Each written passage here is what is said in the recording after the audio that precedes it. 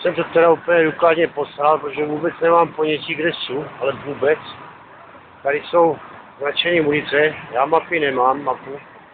Tady je mapa Marseille, s tím, co mám já, ale to nemá vyznačené ulice, akorát ty hlavní tahy. Takže já jsem úplně ztracený, už je myslím po půlnoci. Doprava je tu jak práce. No nevím, jak to asi zapichnu tady. Kurva, umotal jsem si cigáro, teď mě padla do kaluže pena. Já se z toho posral. No můžu kurva vyhodit. Vůbec nevím, co mám dělat.